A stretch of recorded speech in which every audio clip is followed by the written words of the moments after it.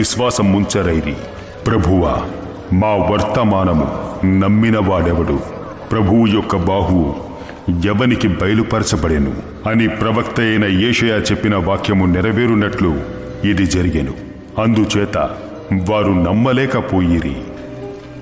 ఏలయనగా వారు కన్నులతో చూచి హృదయముతో గ్రహించి మనస్సు మార్చుకొనిన వలన స్వస్థపరచకుండునట్లు ఆయన వారి కన్నులకు అంధత్వము కలగజేసి వారి హృదయము కఠినపరచెను అని యేషయా మరి ఒక చోట చెప్పెను. యేషయా ఆయన మహిమను చూచినందున ఆయనను గూర్చి ఈ మాటలు చెప్పెను. ఆయనను అధికారులలో కూడా అనేకులు ఆయన యందు విశ్వాసముంచిరి గాని సమాజములో నుండి వెలివేయబడుదుమేమో అని పరిసయ్యులకు భయపడి వారు ఒప్పుకొనలేదు. వారు దేవుని మెప్పు కంటే మనుష్యుల మెప్పుని ఎక్కువగా ఆపేక్షించిరి. నా యందు విశ్వాసముంచువాడు నా యందు కాదు, నన్ను పంపిన వాని యందే విశ్వాసముంచుచున్నాడు. నన్ను చూచువాడు నన్ను పంపిన వానినే చూచుచున్నాడు. నా యందు విశ్వాసముంచు ప్రతి వాడు చీకటిలో నిలిచి ఉండకుండునట్లు నేను ఈ లోకమునకు వెలుగుగా వచ్చి ఉన్నాను. ఎవడైనను నా మాటలు విని వాటిని గైకొనకుండిన ఎడల నేనతనికి తీర్పు తీర్చను. నేను లోకమునకు తీర్పు తీర్చుటకు రాలేదు గాని లోకమును రక్షించుటకే వచ్చి తిని. తీర్పు తీర్చువాడొకడు కలడు. నేను చెప్పిన మాటయే అంత్యదినమందు వానికి తీర్పు తీర్చును. ఏలయనగా నా అంతట నేనే మాటలాడలేదు. నేను ఏమనవలెనో ఏమి మాటలాడవలెనో దానిని గురించి నన్ను పంపిన తండ్రియే నాకు ఆజ్ఞ ఇచ్చి ఉన్నాడు. మరియు ఆయన ఆజ్ఞ నిత్య జీవమని నేనెరుగుదును. గనుక నేను చెప్పు సంగతులను తండ్రి నాతో చెప్పిన ప్రకారమే చెప్పుచున్నాను.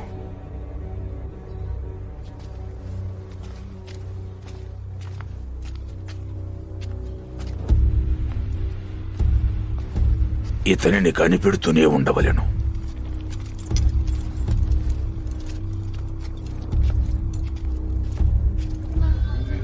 తాను ఈ లోకము నుండి తండ్రి యొద్దకు వెళ్లవలసిన గడియ వచ్చెనని యేసు పస్కా పండుగకు ముందే ఎరిగిన వాడై లోకములోనున్న తన వారిని ప్రేమించి వారిని అంతము వరకు ప్రేమించెను.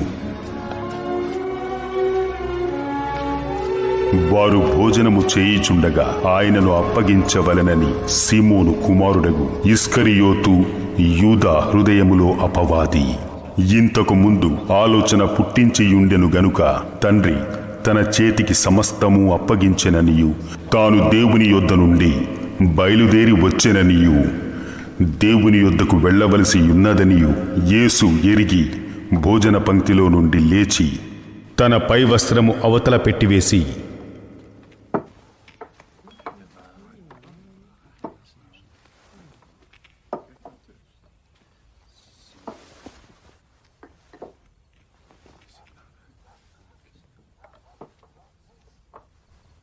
ఒక తువాలు తీసుకొని నడుమునకు కట్టుకొనెను.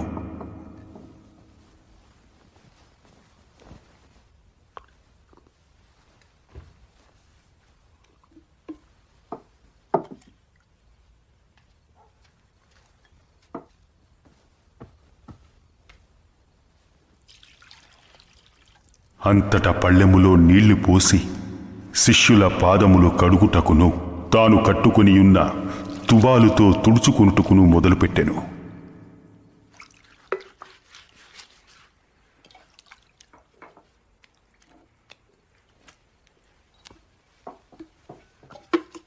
ఇట్లు చేయొచ్చు ఆయన సీమోను పేతురు నొద్దకు వచ్చినప్పుడు, ప్రభువా, నీవు నా పాదములు కడుగుదువా?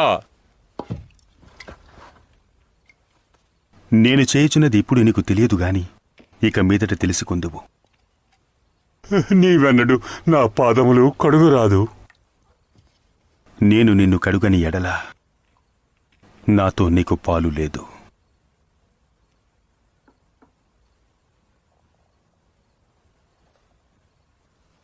ప్రభువా, నా పాదములు మాత్రమే కాక నా చేతులు, నా తల కూడా కడుగుము. స్నానము చేసిన వాడు పాదములు తప్ప మరేమీయూ కడుగుకొననక్కర్లేదు. అతడు కేవలం పవిత్రుడయ్యను. మీరును పవిత్రులు, కాని మీలో అందరూ పవిత్రులు కారు.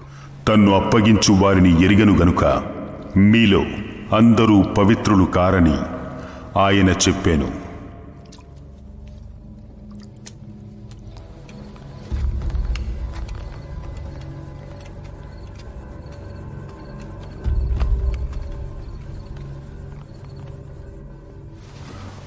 వారి పాదములు కడిగి తన పై వస్త్రము వేసుకునిన తరువాత ఆయన మరలా కూర్చుండి, నేను మీకు చేసిన పని మీకు తెలిసినదా? బోధకుడనియు ప్రభువనియు మీరు నన్ను పిలుచుచున్నారు. నేను బోధకుడను ప్రభువును గనుక మీరిట్లు పిలుచుట న్యాయమే. కాబట్టి ప్రభువును బోధకుడైన నేను మీ పాదములు కడిగిన ఎడల మీరును ఒకరి పాదములను ఒకరు కడుగోవలసినదే. నేను మీకు చేసిన ప్రకారము మీరు చేయవల్లని మీకు మాదిరిగా ఈలాగు చేసి తిని. దాసుడు తన యజమాని కంటే గొప్పవాడు కాడు, యజమానుని కంటే గొప్పవాడు కాడు. పంపబడినవాడు తన్ను పంపిన వానికంటే గొప్పవాడు కాడని మీతో నిశ్చయముగా చెప్పుచున్నాను. ఈ సంగతులు మీరు ఎరుగుదురు గనక వీటిని చేసిన ఎడల మీరు ధన్యులగుదురు.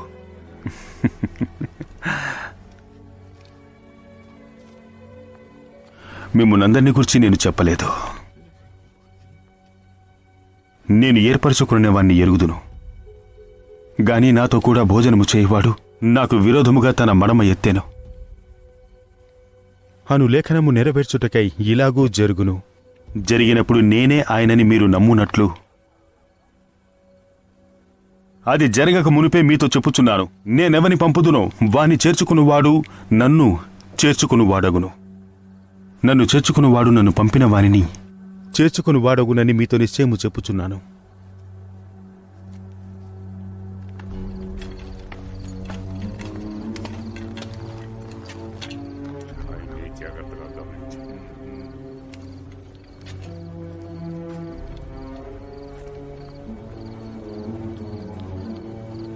యేసు ఈ మాటలు పలికిన తరువాత ఆత్మలో కలవరపడి, మీలో ఒకడు నన్ను అప్పగించును. మీతో నిశ్చయముగా చెప్పుచున్నానని రూఢీగా చెప్పుచున్నాను.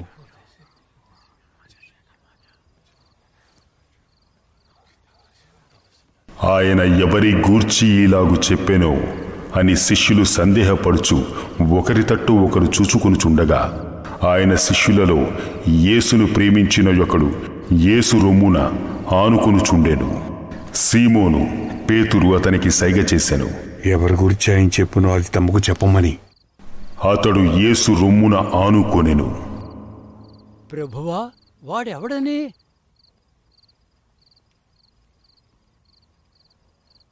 నేనొక ముక్క ముంచి ఎవనికి ఇచ్చేదనో వాడే.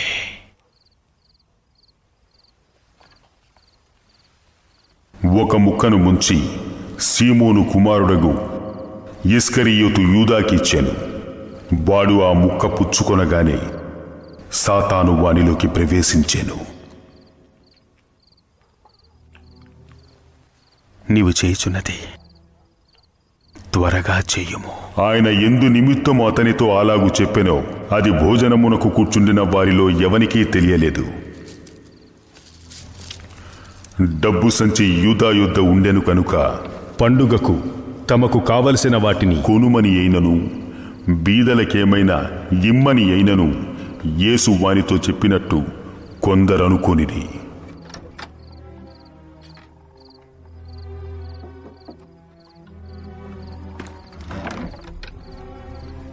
వాడు ఆ ముక్క పుచ్చుకొని వెంటనే బయటకు వెళ్ళెను. అప్పుడు రాత్రివేళ వాడు వెళ్ళిన తరువాత ఇప్పుడు మనుష్య కుమారుడు మహిమపరచబడి ఉన్నాడు. దేవుడును ఆయన యందు మహిమపరచబడి ఉన్నాడు. దేవుడు ఆయన యందు మహిమపరచబడిన ఎడల దేవుడు తన యందు ఆయనను మహిమపరచును. వెంటనే ఆయనను మహిమపరచును.